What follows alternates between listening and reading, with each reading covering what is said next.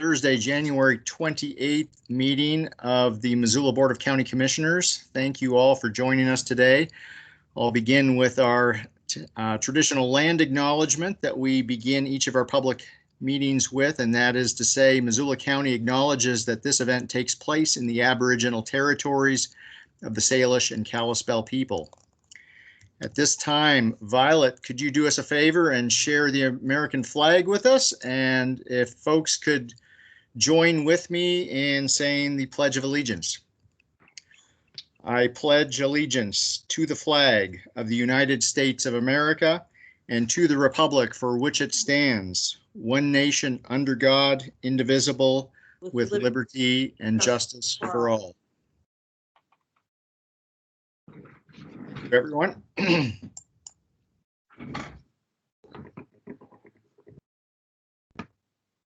So to begin with, we have one public announcement today. Well, maybe we have more, but one that is scheduled is a recognition, special recognition for our very own Deputy Ross Jessup and his accomplishments that earned him recently the National Sheriff's Association 2020 Charles Bud Meeks Deputy Sheriff of the Year Award. This is a really big deal. I don't know if Deputy Jessup is with us out there, if there's anyone from the Sheriff's Office, but nonetheless, is there anyone at the Sheriff's Office represented today? Well, that's okay. We are going to recognize Deputy Jessup regardless, because it is most worthy of recognition. And just because the details of this are so compelling, I'm going to read a little bit of a statement and not completely wing it here, because this is pretty compelling and pretty moving, the work that one of our very own law enforcement officers played a role in. So Missoula County Sheriff's Deputy Ross Jessup was selected as co-winner of the 2020 Charles Bud Meeks Deputy Sheriff of the Year Award from the National Sheriff's Association. The Charles Bud Meeks Deputy Sheriff of the Year Award was established to recognize deputy sheriffs who have demonstrated conspicuous bravery in the performance of their duties. There's one award for merit and one for valor. Deputy Jessup was selected as a Merit Award recipient following his nomination, forwarded by Sheriff T.J. McDermott to the National Sheriff's Association. The nomination gave an account of Deputy Jessup's involvement on the July 7th, 2018 date in which he located and rescued the miracle baby hidden in the Lolo National Forest up Highway 12 West. According to the nomination, his tenacity, dedication of service, and his instincts saved the life of this baby and ultimately led to putting a dangerous criminal behind bars for years to come. The National Sheriff's Association formal award ceremony in Washington, D.C. in February of this year was canceled due to COVID-19. The Missoula County Sheriff's Office instead presented the plaque and medal to Deputy Jessup on December 30th, 2020. And certainly I think my colleagues here, who may also have a few words if they so choose, I want to express our appreciation and sincere thanks to Deputy Jessup for the work that he's done for Missoula County citizens, and really demonstrates the very best of the qualities that I'm proud of in our employees here who work for Missoula County. Commissioners Vero or Slotnick, anything you'd like to add? Just a hearty congratulations to Deputy Jessup for this recognition, and well deserved. That was an incredible night and just a wild story. And so, yeah, so appreciate his tenacity and yeah, how they were able to find that baby is pretty impressive. So thank you. Thank you. Any other public comments at this time? Public announcements, I should say. I will just add, while folks are thinking of what else they might like to throw in here, that on February 5th from 9 a.m. until approximately 10:30 a.m. will be the third meeting of the Board of Directors of the Big Sky Passenger Rail Authority. Should be a great event. You can find more details about how to participate in that meeting at www.montanapassengerrailsummit.org. So at this time, is there any public comment on items not on today's agenda? Seeing none, our current claims list received by the Commissioner's Office from January 6th through January 19th, 2021 totals $3,142,694.89. And as we always say, if you want to look at the details of what that amounts to, you can go to our electronic agenda for this meeting and click on the current claims list and drill down into all of those juicy details. So at this time, we have 4 public hearings today, one of which is a little different, and we'll talk about that later. But the 3 more traditional public hearings that we'll start with, I will offer that a staff report be presented to begin with. We'll then have an opportunity for the applicant's representative to say a few words. We'll open it up for public comment, and then we will go ahead and deliberate and take action. If there's anyone who wants to offer comment, please use the icon, the raise hand icon in Microsoft Teams, and I will call on you in the order in which you have gotten into the queue. There is one phone number out there, and I'm going to go ahead and this is not meant to embarrass you, but just so that I know when to queue you up. Does number 3877 want to speak on a specific topic, and I can call on you at that time? 306-3877. You're muted if you are wanting to speak. Okay, we'll assume that you are not wanting to comment today. So if you change your mind, just bust in at the appropriate time and let me know.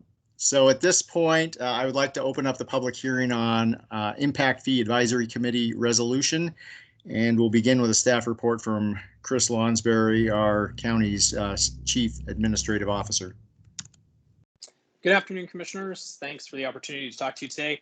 So Missoula County is, as part of its budgeting process during last year, decided to consider whether or not we should look at impact fees. So in order to look at impact fees in the state of Montana, it's a multi-step process. And so this is really step number 2 in that long process. So the first step occurred this morning, where after completing a request for proposals process, you selected a firm that will help to do all of the work, gathering data on what our infrastructure costs are, what our long-term capital costs are, and how providing additional services as our population grows impact those particular items. That firm is Tischler Bice, which is also the firm that conducted the impact fee analysis for the city of Missoula. So that was step number 1. The second step that's required under the Montana Code before any jurisdiction can contemplate impact fees is to have a citizen advisory board that will help guide that process along with Tischler Bice and create that final document that will come to you with recommendations about whether or not the county should impose impact fees, and if so, in what to cover what particular infrastructure costs or capital costs related to impact fees. Impact fees in the state of Montana are very regulated. They can only be applied to certain capital or infrastructure costs and only related to the expansion of services necessary for increasing population. So you can't retroactively look at them. They aren't applied to existing tax base. This would only be something that would be an impact as we continue to experience this large growth in Missoula County.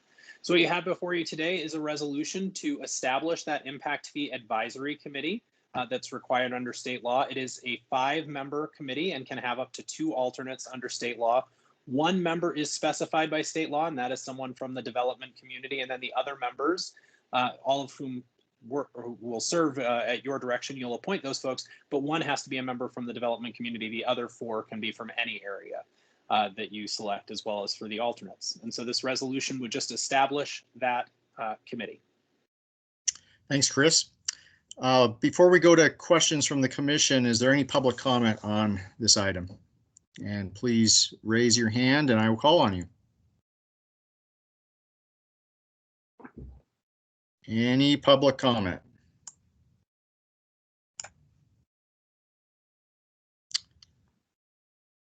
Okay, seeing none, I will close the public hearing. Questions from the commission? What's the timeline, Chris? Sorry, maybe you said this and I'm just spacing it. No, I didn't. We took our first step this morning. This is the second step, creating that advisory committee.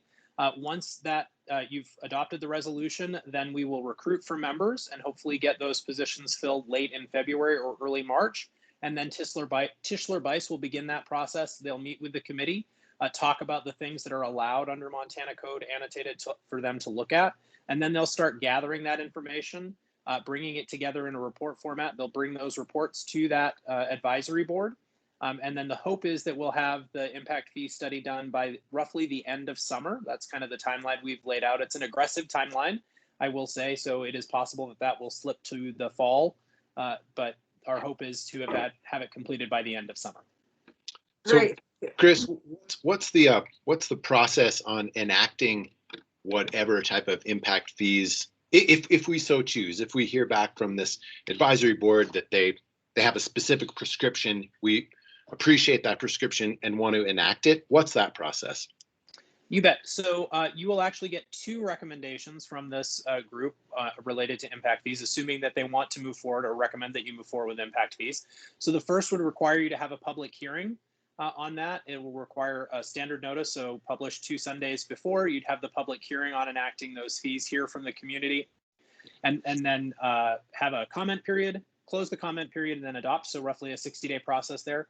If those impact fees for certain infrastructure will also impact municipal residents, then the city council will also be requested to have a public hearing, and it would take their concurrence for those impact fees inside the city limits. And so the examples that I always give that would be most impactful, for example, the impacted services related to 911 and our Office of Emergency Management that provide the radio infrastructure for all of our public safety responders, both city residents and county residents, is under the county. And so if, for example, that were a fee that were to be recommended, then that would go to both the city council and the county commissioners for adoption. And to be clear, impact fees apply to new construction. They only apply to new construction. That's right. You can't retroactively look back at previous construction. That is correct. Thanks. So I had my one comment was, this is a recognition on our part that indeed our population is growing, and those folks also, those new folks, and require services, and it costs a lot of money to provide those services. It's also a recognition that people feel quite and are overburdened with property tax, and we need to be seeking other sources of revenue by which we can provide services.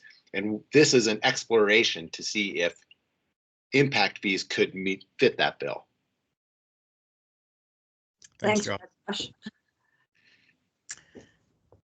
Well, would anyone be interested in making a motion? Yes, I move to approve the Impact Fee Advisory Committee resolution. I'll second that. Any further discussion on the motion? Seeing none, all in favor? Aye. Aye. All right. Thank you, Chris. Thanks, Chris. Thank you, and commissioners. Begin interviewing people for this board. We will do that. And with your permission, I'm going to go ahead and step off to attend that NACO call related to the COVID relief measures, if that's acceptable. Super. Please do. Great. Thank you very much Back for your to time. bacon. Bring back the vaccine. Yes. Yeah. All right. Thanks, Chris. All right. Our second public hearing, which I'll open, is the O'Keefe Ranch Special Zoning District proposal, and we'll begin with a staff report from Bailey. Yes. Hi. Can you guys hear me okay today? Hey, Bailey. Yeah. Better. Okay, perfect. Crisp I'm and gonna- clear. Oh, good. Perfect. I'm going to share my screen here. So give me 1 second.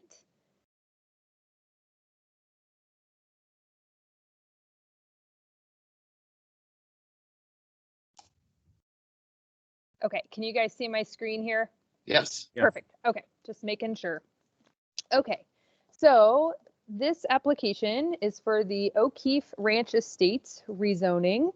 The property is at 10013 Waldo Road. The applicant is OO Landholding LLC, and the technical representative is PCI, or Professional Consultants Incorporated. Over here. So here is the property location. So it's out in the Y area, basically between I-90 and Waldo Road. It's accessed from Waldo Road, just north of the interchange there. The existing zoning out here is not much. Most of this area is unzoned. There is some zoning, mostly commercial, a bit of residential that's over off of Highway 93, but the majority of this area that we're talking about is all unzoned, meaning there is no zoning that's currently in effect out there. The land use designation, it's within our 2019 Missoula area land use element. It is designated as neighborhood residential, and the goal of that designation is to accommodate a range of residential options, contributing to county-wide housing diversity. The character of this district is a mix of building types, ranging from single family, two family, and multifamily.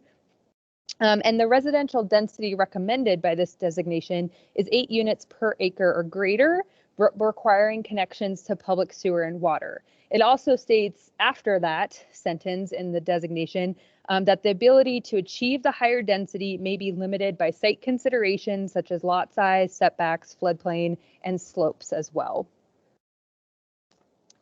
So this property actually has an approved subdivision plat on it. It has not gone to final plat. It's still in preliminary plat phase. It's a 197 lot subdivision that was approved by the Board of County Commissioners on October 19th of 2005. The applicant received a phasing plan, I should say the most recent phasing plan amendment on August 6th of 2020. So there'd been a number of them since 2005, both final extensions as well as phasing plan amendments. But the most recent one has the phase 1 has been extended until October of 2022 and phase 2 until October 2023. It's actually 9 phases in total that isn't set to expire until October of 2031. The applicant is working to connect to City of Missoula sewer for this project. However, the property must be zoned to allow for the connection to happen. And that's a City of Missoula requirement that it be zoned. So this is the kind of a screenshot, and I realize it's small. It's in the packet as well, but I wanted to put this in here. This is the proposed O'Keefe Ranch Rural Zoning District. This district would be specific to this property only.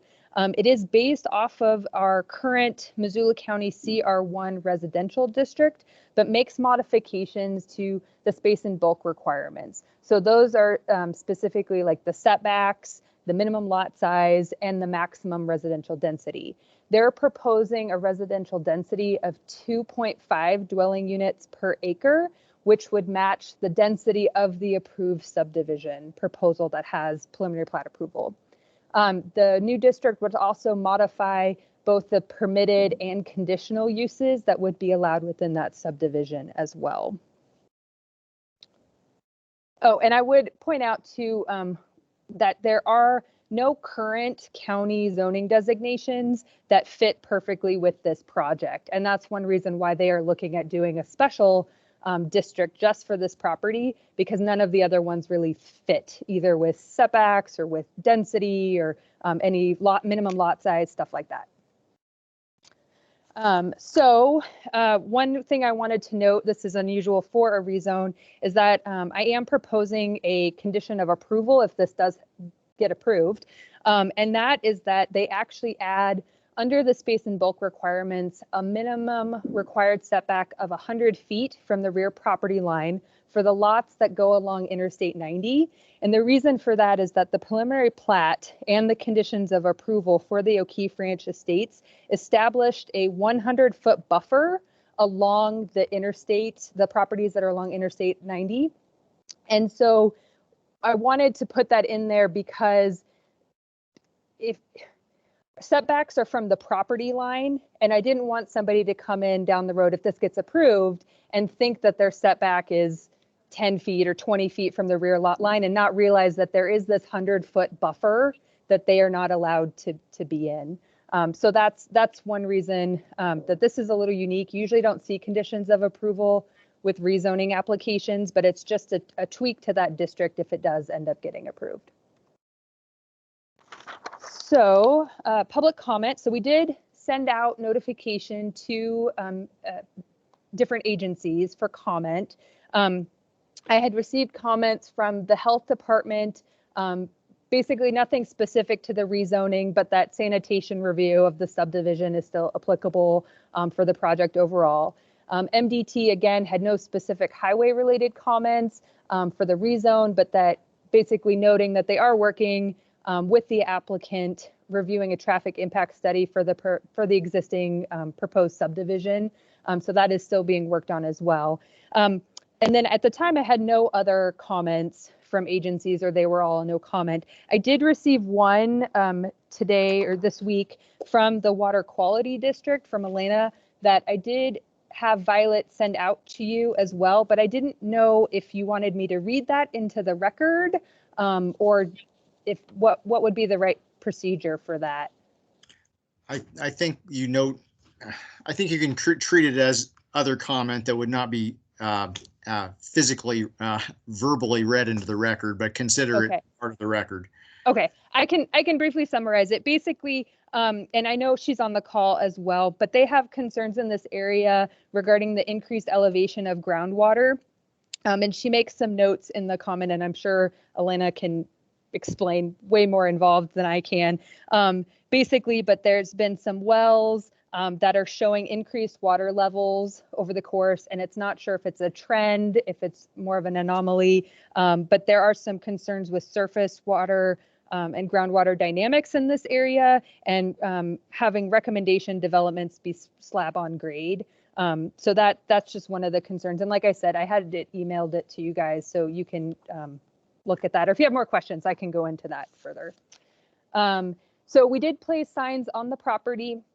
We also notified adjacent neighbors within 300 feet. I've had no written comments that have been received at this time on this proposal. Making sure I've got all my notes. Okay. So this project did go before the planning board. They met on January 5th. The main topics that were discussed were compliance with the 2019 land use element, compliance with the 2016 growth policy, detail on the approved subdivision, and the city of Missoula's requirement that the parcel be zoned for connection to sewer. There were 3 public comments or public that participated in that meeting that gave comments. A couple of them had some questions. One of them was in denial or recommending or denial of the application, but I think it was more thinking maybe the subdivision was in approval right now. But those minutes are a part of this packet as well that you can read. Ultimately, the planning board did recommend denial of the request 6-3 due to their feeling of non-compliance with the 2019 land use element. So in front of you today, we have, and I never like doing this with projects, but basically we have 2 recommendations. So staff is still recommending approval of the resolution of intent to zone this property to the O'Keefe Ranch Rural Zoning District. But there's also the planning board recommendation for denial of the project based off of their feeling of non-compliance with the growth policy.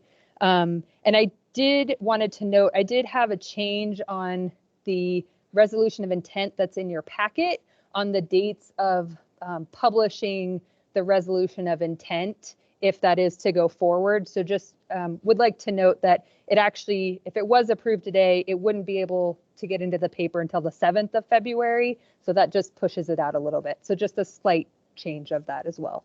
But I'm happy to go into more detail, more discussion on planning board growth policy. I just know that Ron's on the call as well, and so I want to give him a chance to present too.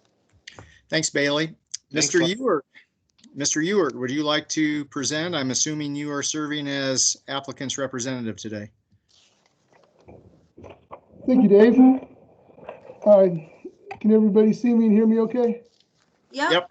Okay, good. Well, first of all, we'd like to thank Bailey and the CAPS office for their work on the staff report. And we agree with their recommendations, the findings of fact and conclusions of law, as contained within the staff report as presented at the Planning Board's public hearing on January 5th. The developer, Scott Krajek, is in attendance with us today.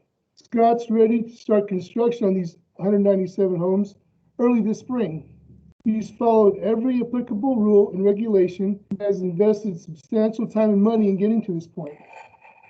He's also followed the March 3rd, 2020 guidance of the Utility Service Review Committee to zone the property.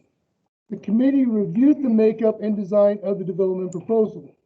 The requirement to zone property to receive sewer service is in the committee's policy because it provides predictability. The design of O'Keefe Creek Ranch Estates is a good design for the land. It makes good sense, both economically and in practicality.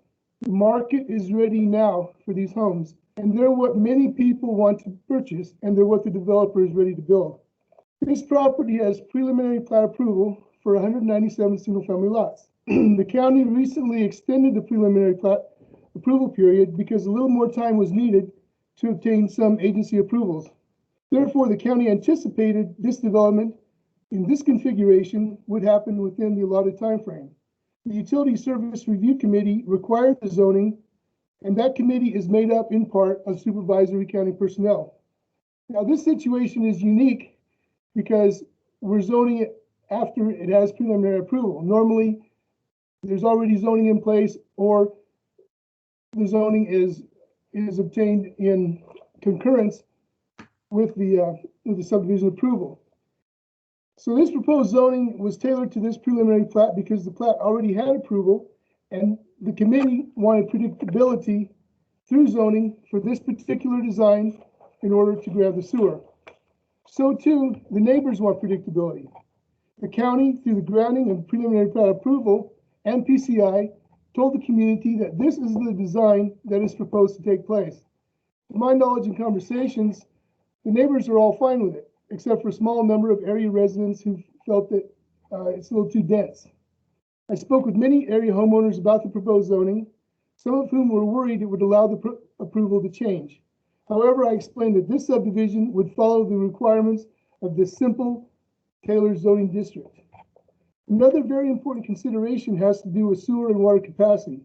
First, we don't know what are the total capacities of the existing sewer and water systems at the Y, but we do know that there is a limit. You can zone for sky-high density, but the infrastructure, including the traffic system capabilities, has to be there to support it. The developer has finally secured an agreement with the Y Area Water Company to provide water service. The city has designed the sewer to accommodate this and other future area development. The city, through the committee, has agreed to provide sewer service with a condition of zoning the property to accommodate the preliminary plat they approved. If this property cannot be zoned as such, and if the current plan is not to move forward, then both the water and sewer agreements, which are precious knowns, could go away, leaving uncertainty, unpredictability, and a great deal of lost time and money. Again, this rural zoning district is proposed because it provides predictability. And that's what the Utility Service Review Committee, the county, the neighbors, and the developer has stated they want to see happen. For the analysis by CAPS, this meets all the elements of the growth policy where there is a maximum density allowance but no minimum density required. Therefore, we respectfully ask the commission to approve the zoning as proposed by PCI and as recommended by the CAPS office. Thank you. Thank you, Mr. Ewert. Is there any public comment on the proposed zoning? Any public comment? And just to be inclusive, we have one phone number hanging out there, last four digits 3877. This would be your chance to comment on this if you would like.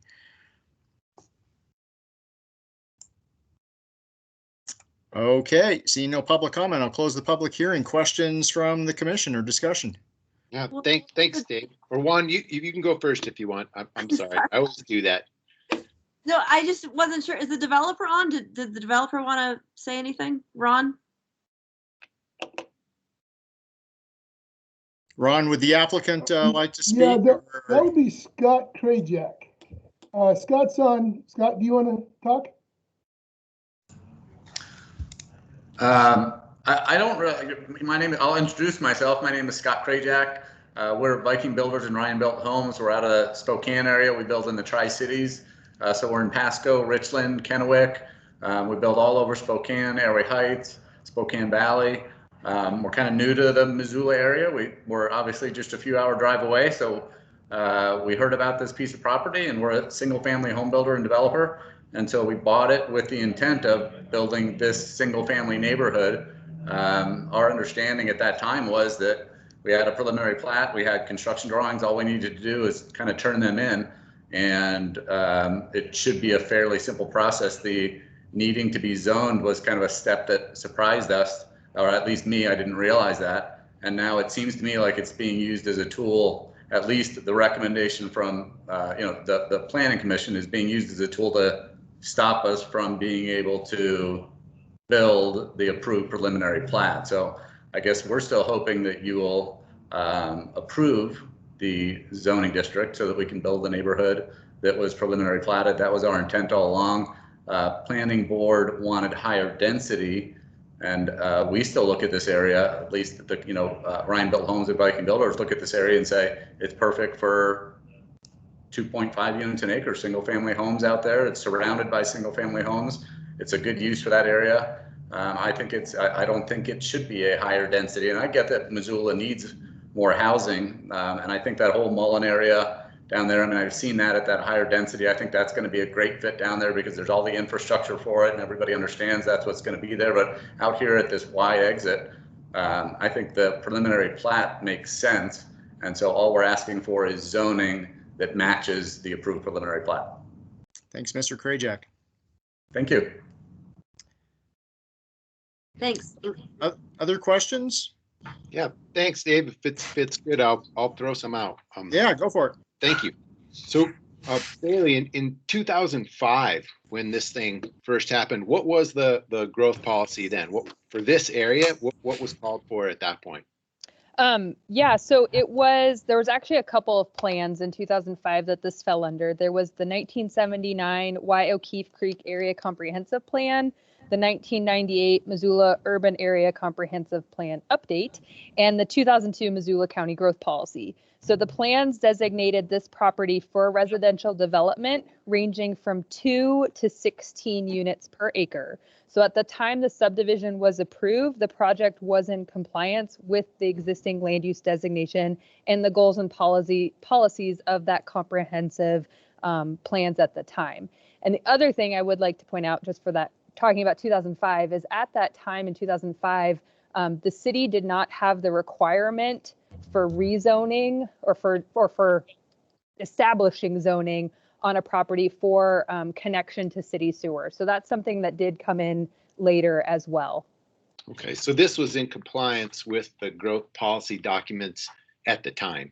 Yes, it was. And now it appears that it may not be in compliance with the 2019 plan. Yeah, and I have a couple of comments I can talk to about that as well. If you want me to go into that.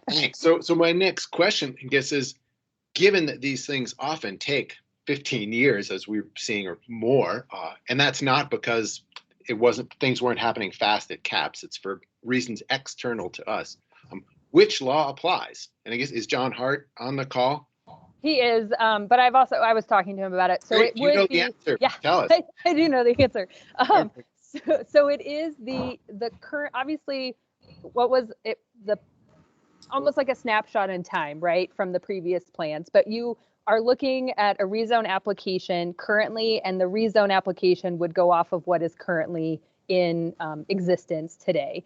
And so on that note, I did do some digging into the 2019 land use element with some help from Andrew Hagemeyer in our office doing the long range stuff. So kind of number one is the land use designation. It's provided as a guide.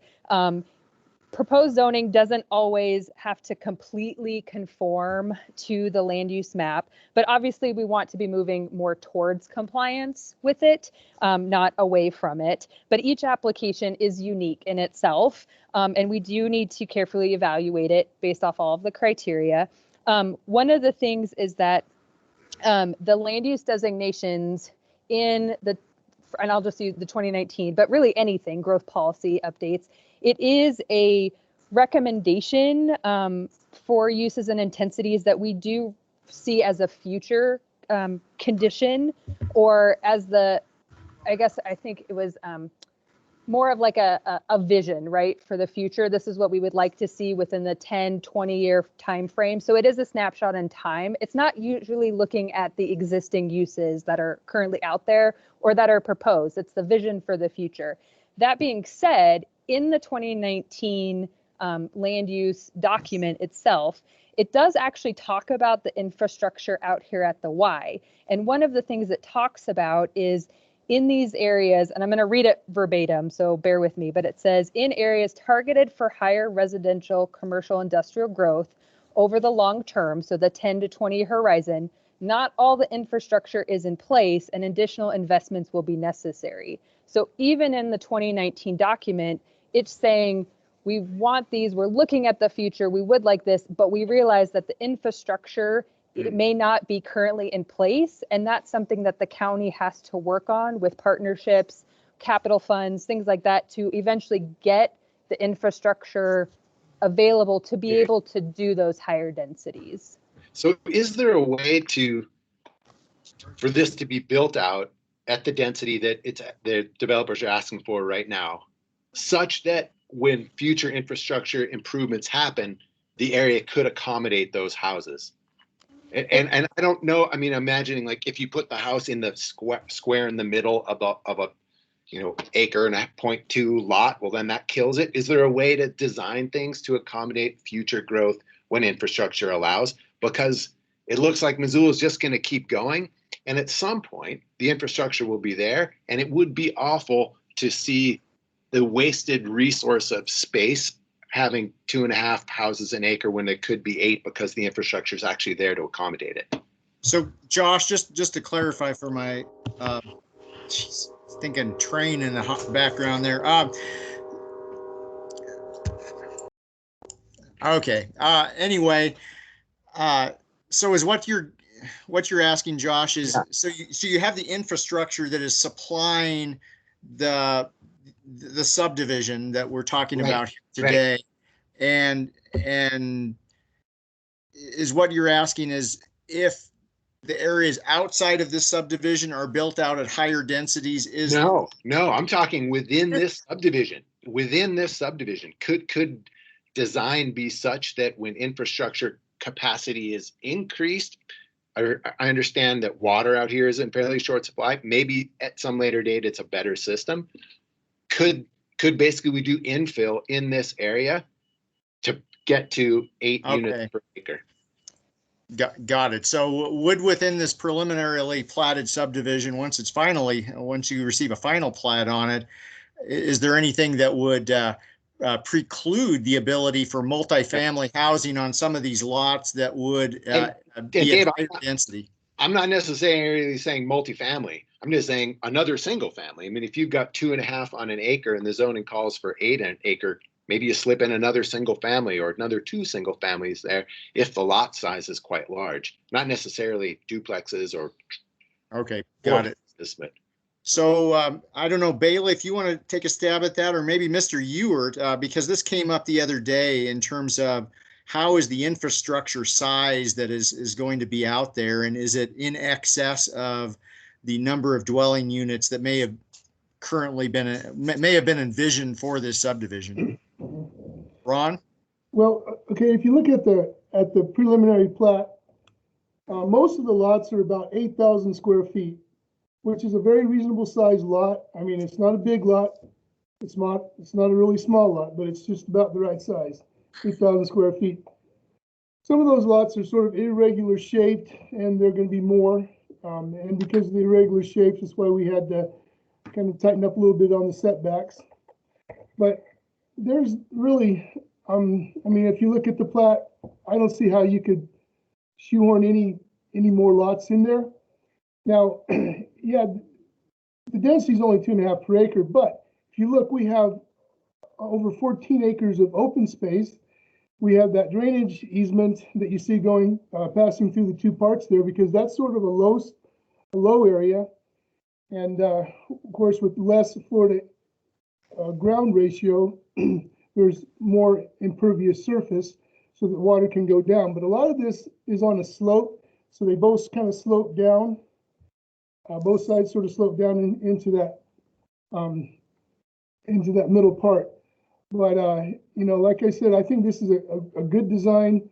And for this particular site, I don't see a way you could increase the density later on. I guess, Ron, though, and I don't want to put words in your mouth, Josh, but again, is the infrastructure of such a size that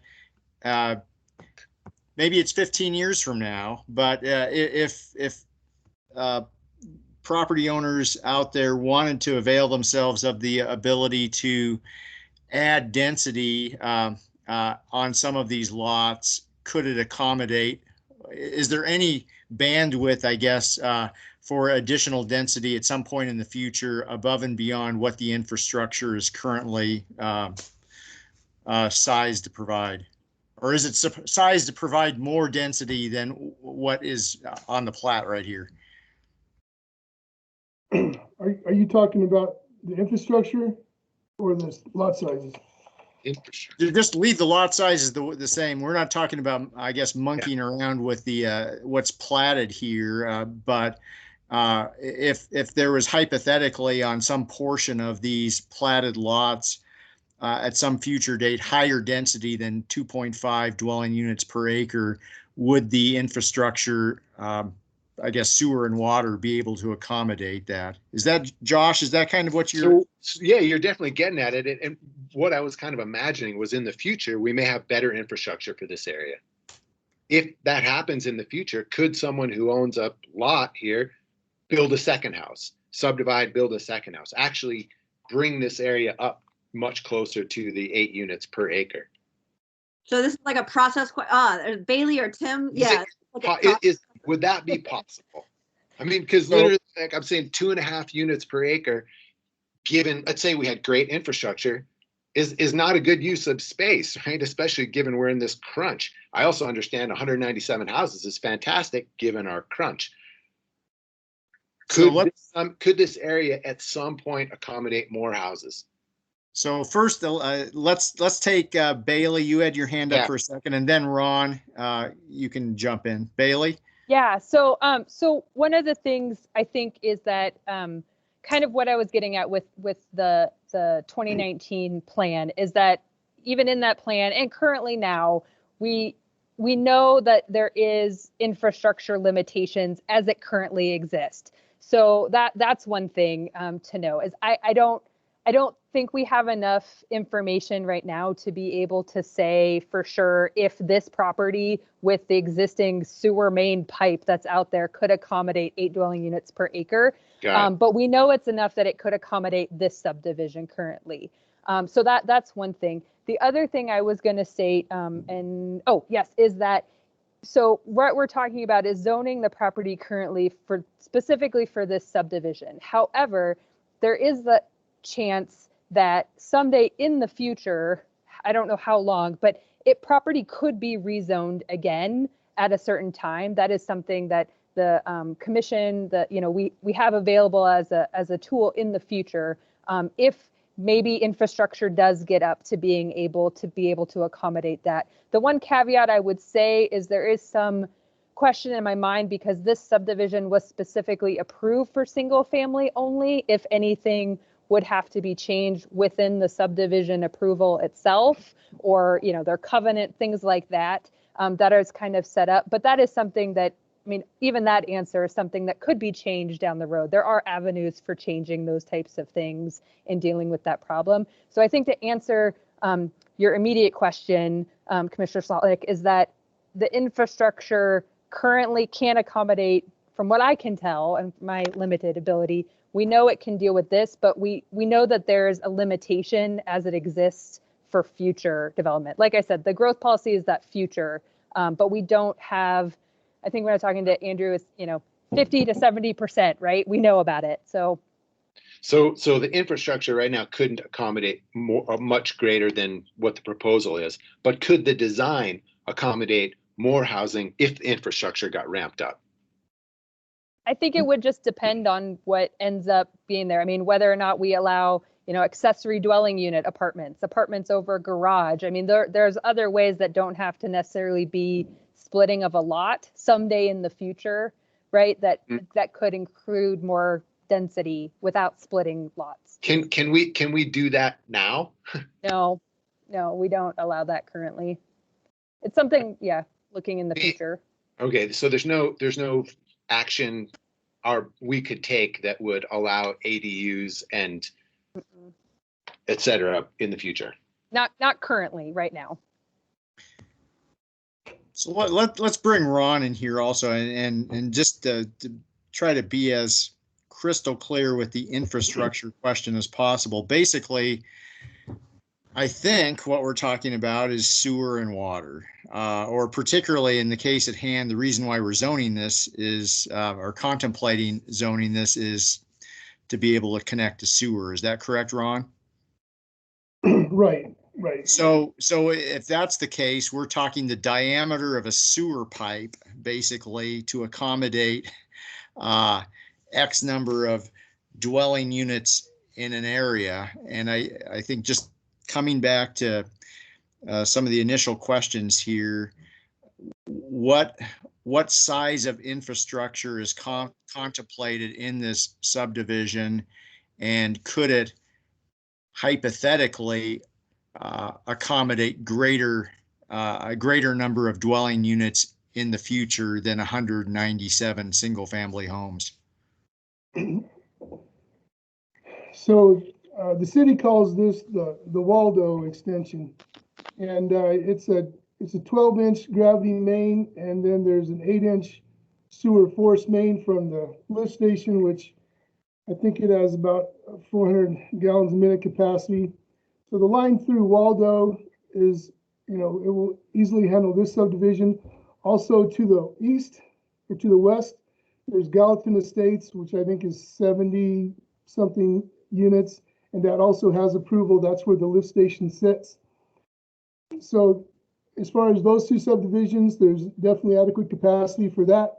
And then to the further east, there are two large lots. There's the lot where Jellystone Park sits on, that's about 50 something acres. And then next to that, there's another 57 something acre parcel owned by Tom Mallon. And so, before there would be any development studies for that, we probably would want to look at exactly what the sewer can handle. And from my conversations with Pat Brook and others, the limitations for sewer that you're going to have are pretty much downstream more. There's some lift station issues. There's maybe too small diameters in some of the old lines, and those things can be fixed over time using sewer development fees. So sewer is probably okay, but when it gets to water, the Y area water company it's a private company, and we worked for quite a long time to get this agreement with them for these 197 lots. Now they also serve a whole bunch of stuff over there east of Highway 93. There's also about 200 unplatted lots that are tucked down there that are owned by I believe they're also owned by the water company. So they definitely allocated water to all those. The National Guard building, there's all that new Spring Meadows, all that through there. They're also on the water. So do we know whether more water can be pumped out of the ground to serve these? Probably likely, but I don't know that for sure, and I've tried hard to find out the answer. But the one common denominator that I found has to do with water rights. So does the Y Area Water Company have the right to pull more water out of the ground? That could definitely be a limitation. Another limitation has to do with the traffic. So we've been working with MDT, and we have an agreement now with MDT with this subdivision and coming out onto Waldo Road, coming out onto Highway 93. So we have an agreement there. If we were to increase the density, do something different, then we'd have to start over, just like we would have to start over with the sewer and the water. And then there's also the stormwater issue, where I guess water levels have been rising, and the higher the density, the more that's going to be exacerbated.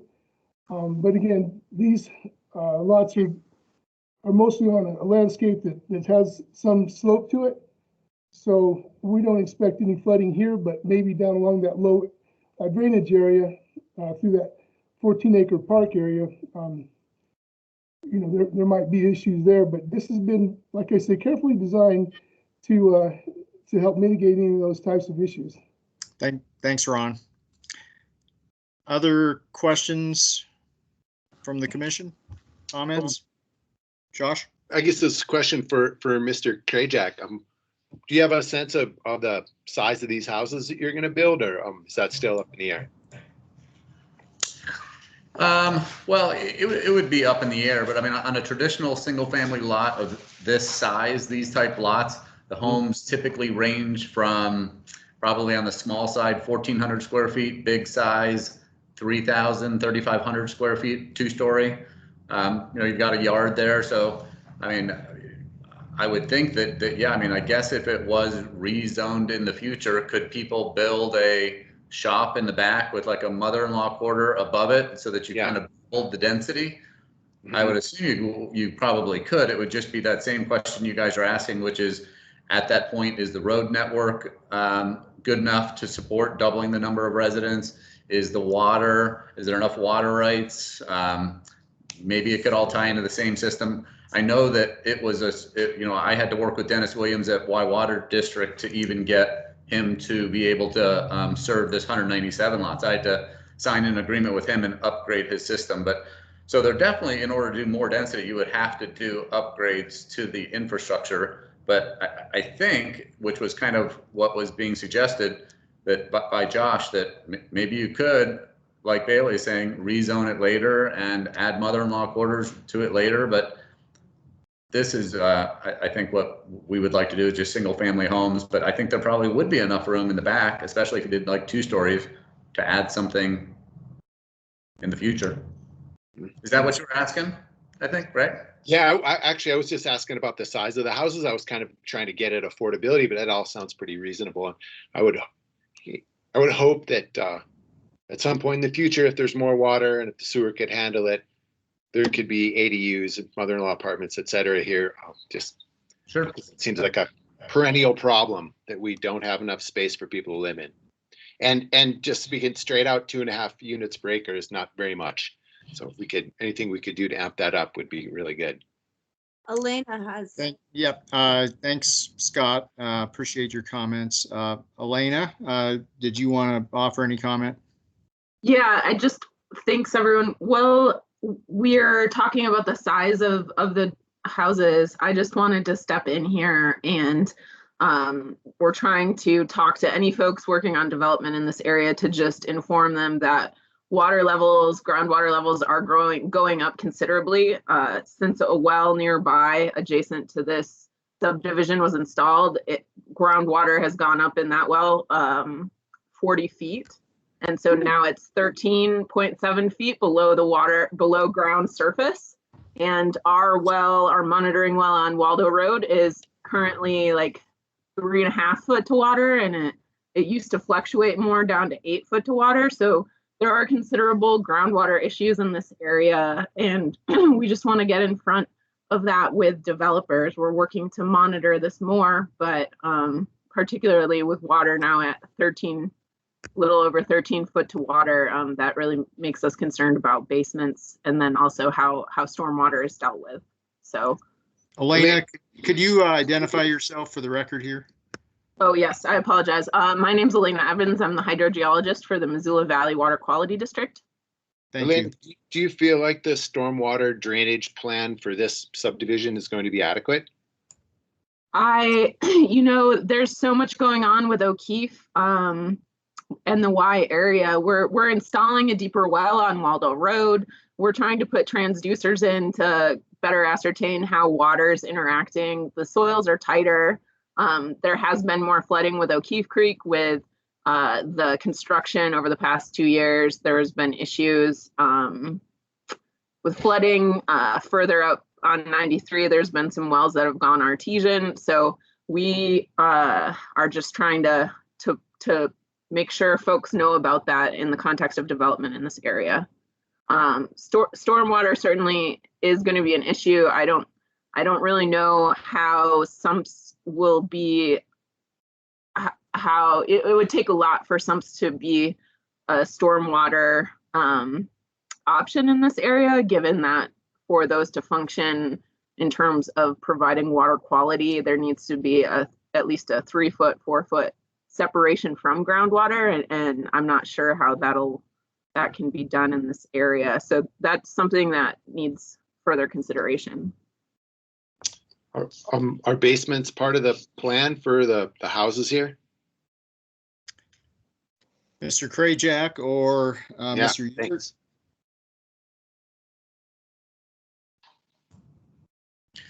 I was gonna say, Ron, you're muted.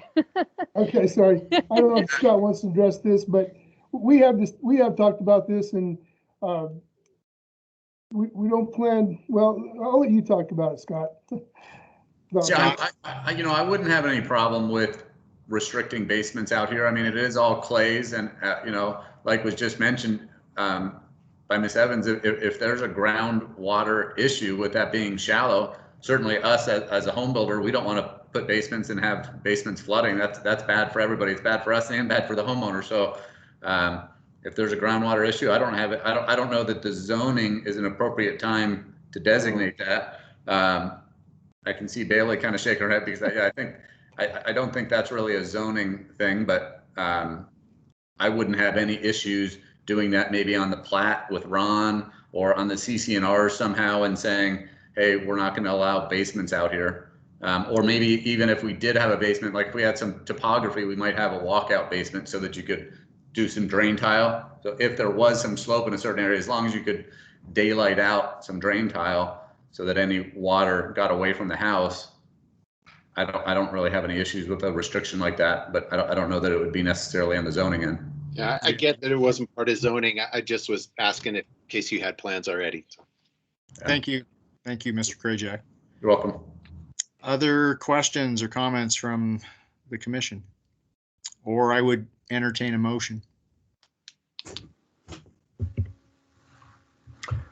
And I guess I would just add that I think we'd be in a very different place today if we were contemplating a subdivision proposal before us with the land use element, 2019 land use element in place, but that is not where we're at. We are retrofitting an existing preliminarily platted subdivision with a zoning proposal, since our zoning tools that we currently have are not exactly a great fit. Deputy County Attorney John Hart. Thank you, commissioners. Yeah, this is John Hart with the Missoula County Attorney's Office. I didn't want to get in the way of a fruitful conversation here today. I think it was a good discussion, a good introduction from Mr. Krajak and Mr. Ewert, but I was at some point in time going to remind everyone that Montana law prohibits making a land use decision, denying a land use a request based solely on the growth policy. And so that, that issue's come up in the past. We rarely see it though, so I thought I would take this opportunity Thanks, John. just now to remind everyone that there has to be more than just incompatibility with the growth policy. So thank you. Thank you. Thank you, John. Thanks. Well, Dave, I'm happy to make a motion. Okay, Mr. Slotman. Right. Thank you. I would move that the request to adopt the resolution of intent to rezone the unzoned property to O'Keefe Ranch Rural Zoning District be approved based on the findings of fact contained in the staff report, public testimony, and written comment, subject to the recommended condition of approval. Subject property for this approval is legally described as parcel 2 of COS 5603 less 0.065 acres MT right of way, and parcel 3 of COS 5603 section 21 township 14 north range 12 west PMM Missoula County, Montana. Second. Any further discussion on this? No, I appreciate, this was I thought a great discussion and an interesting project, and right, it's complicated, but I thought this was yeah, this will be ultimately an interesting project, and this how we got here. Think we did the right thing, so thank you. Yeah, My only comment here is yet further evidence for us to move along our zoning process. Yes. And hopefully we'll have that bugger in place soon, and these clumsy retrofits will be a thing of the past. Yes, and I think Mr. Ewert alluded to it in that very often when you're dealing with a situation of a subdivision proposal in unzoned land, there would be zoning that would come along with it, which would head off at the pass years after the fact, this sort of scenario that we're dealing with today. Yep. So we have a motion. It's been seconded, and all in favor, please say aye. Aye. Aye. Aye. Okay, that passes unanimously. Thank you, Mr. Krajak, Mr. Ewert, and everyone else who participated in this. Thanks, Bailey. Yeah. And thank you, Bailey. And Great work. we're not done with you yet, Bailey. No, I'm like, give me a second to get all my stuff for the next one here. Okay, we do have a second public hearing. This one is this is our third public hearing today, but second one for Bailey. This is Double R Acres Lot 8 Block 1 minor subdivision proposal, and I will open up the public hearing at this point and begin when she is ready with a staff report from Bailey Minich. Okay, so hopefully you guys can see screen, different PowerPoint presentation. Yes. Perfect. Okay. So this is a request for a minor subdivision, Double R Acres Lot 8 Block 1 minor subdivision. The property is at 4304 Spurgeon Road. Applicant is Holly Racer and the technical representative is IMEG. Okay, so here is the property location. It's out off of Spurgeon Road, west of Reserve. So South Avenue, I don't know if you can see my cursor, is obviously down here towards the south. Yep. Clements Road, Spurgeon Road, and we're way out here towards the end of the road area. The existing zoning on the property is CRR1, which is one of our residential districts. It is 1 dwelling unit per 1 acre, and its intent is to provide for a transitional area of low density residential uses between more urban areas and agricultural uses. My pages are sticking together. So the land use designation, it is within the 2019 Missoula area land use element, as we're talking again. It's designated as rural residential and small agriculture. And this goal is to provide for low density housing in areas without public water and sewer. The goal is to preserve the rural and semi-rural characteristics, such as larger lots, small scale agricultural uses, and it has a recommended residential density between 1 dwelling unit per acre and 2 dwelling units per acre. This property is also within the 2010 Target Range Neighborhood Plan, which has a land use designation of 1 dwelling unit per acre as well. So this is the proposed preliminary plat, and I realize it's kind of small. I'm never able to really get a good screenshot in here, but it's a 2-lot minor subdivision. So it's actually a re-subdivision of a previous lot that's in the Double R Acres subdivision, which is from 1968. Lot 8A, which is the lower one, has an existing home on the property, and it's proposed to be 1.14 acres in size. And then Lot 8B is the new lot that will be vacant currently, and it's at 1.01 acres in size. So impacts local services, this is basically the meat of my staff report. I'm just going to hit all of the highlights, but I can go into any of the criteria in more detail. But this is basically the nuts and bolts of the application. So the primary access for the existing lot is actually off of Spurgeon Road. The new lot will access off of Sierra Drive, which is because it's a corner lot. So there are no new roads that are being proposed with this project. This surrounding development is primarily residential. As I said, it is within an existing subdivision from 1968, but there is some agricultural land that is across Spurgeon Road. So one of the proposed conditions is that to be included in the covenants is the notification to lot owners of ag operations in the area. just as a heads up for future owners that does exist. Both lots will be served by individual septic systems and individual wells. One thing we did notice that's a proposed condition is the well easement that is shown on lot 8A for the benefit of lot 8B, the northern one. It's shown at 15 feet, and that actually needs to be increased to 20 feet. So that is a proposed condition for the well easement area as well. The property does contain areas of high groundwater, so we have recommended a condition that residential structures be constructed as slab on grade with no basements permitted. And one reason I wanted to note is that the location for the proposed septic system is the only area that could adequately meet sanitation requirements through their groundwater monitoring report. And I know Danny from IMEG can get more into that detail, into that information as well, if you have questions on it. No parkland dedications are required for minor subdivisions. No pedestrian infrastructure is required for minor subdivisions as well. And then finally, the project is within the Missoula Rural Fire District. And so they are proposing residential fire sprinkler systems for their fire suppression system. And so we are proposing a condition of approval that there's notification within the covenants, there's notification on the plat that future owners understand that they will have to do residential fire sprinklers within this property as well. So we did notify applicable agencies for comments. There were comments from Missoula Rural Fire District on the future driveway construction. That's also recommended as a condition of approval for some language in the covenants as well. They also commented on the proposed fire sprinklers for the fire suppression system. Environmental Health commented that obviously the project needs sanitation review. And then the Air Quality Division commented that the property is within the air stagnation zone. So there are some recommendations in their covenants regarding that, as well as some paving requirements and radon language that be included in the proposed covenants. And all of those are shown in their proposed covenants as well as in the conditions of approval.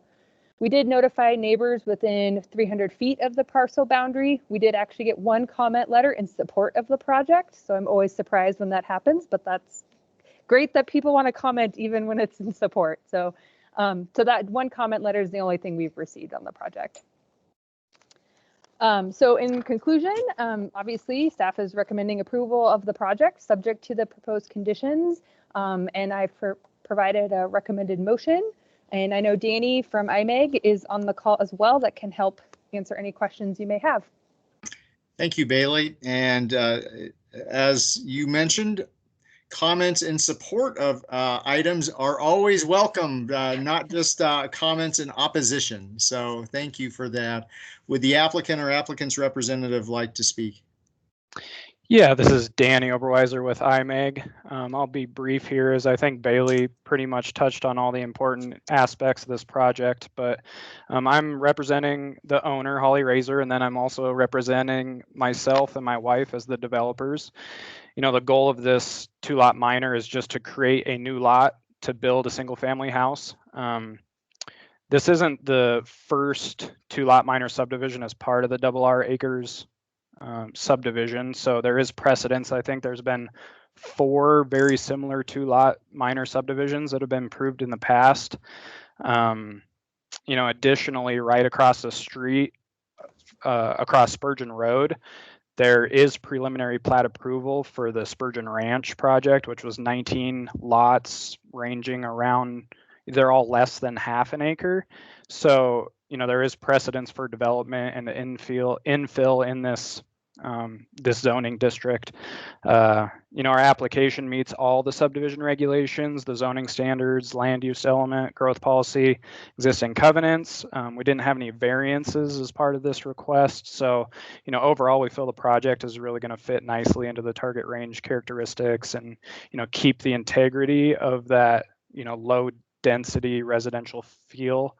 So, you know, that's all I kind of have to say right now. I'll put it back to you for discussions, comments, and, you know, ask for approval at this time. Thanks, Danny. Appreciate that. This is a public hearing. Is there anyone out there who would like to comment on the proposed minor subdivision before us? Any public comment? And I'll give another opportunity for caller with last four digits, 3877. Okay, apparently not here for this item. So with that, I will close the public hearing. Questions or a motion from the commission? Sorry, Bailey, can you show us again where the sewers are planned? On the lots? There's no sewers out here. Sorry. Thank you. Yeah, so there's no sewer, but the septic, this is about the only one. The septic would be actually located up here in the front of the property, is the higher elevation on the site.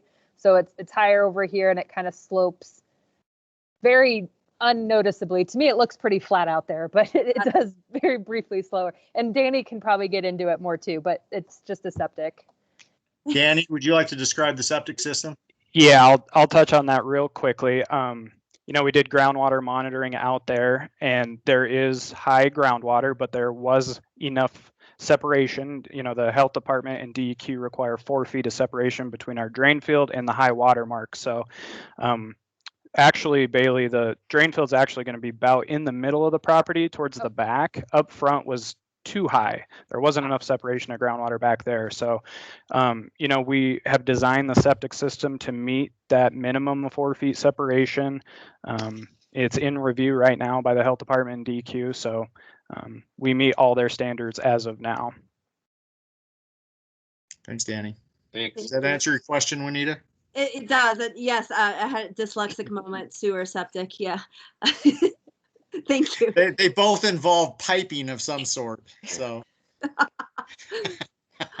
Well, with that, I motion to approve the R Acres Lot 8 Block 1 minor subdivision based on the findings of fact and conclusions of the law, subject to the recommended conditions of approval found in the staff report.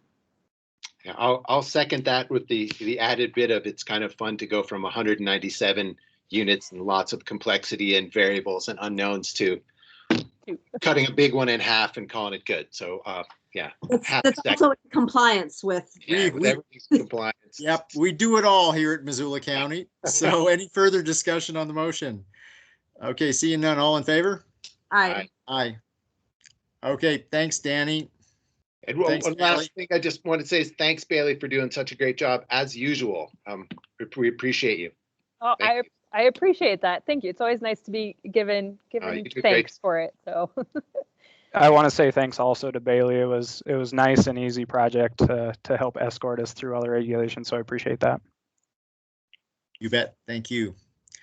Our final item today pertains to a proposed tobacco resolution for the extraterritorial application of the City of Missoula Tobacco Ordinance 3672. So given the fact of both litigation at play and also some unknowns related to proposed legislation during the current session of the Montana legislature, we are not going to contemplate taking action on this today. And in fact, I would entertain a motion to table this item for the time being. I move to table it. Second. Okay, it's been motioned and seconded. Is there any public comment on the motion to table? We're not going to be discussing the substance of the resolution or the Missoula tobacco ordinance, but merely the motion to table.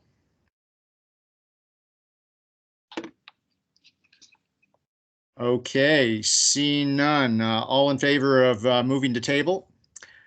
Aye. Okay, that item is tabled for some unforeseeable amount of time at this juncture. Anything else by way of business to come before the commission today? Well, thank you everyone for participating as usual. It was a pleasure being with you all. So good meeting. Yep. Okay, be safe and be well, everyone. Hey, Dave, and I want to ask you guys real quick, which one of us is doing Matt call today? I was going. Dave. Dave? Okay. You can if you'd like. Oh, I'm fine with whatever. Totally good. Okay. Okay, just we will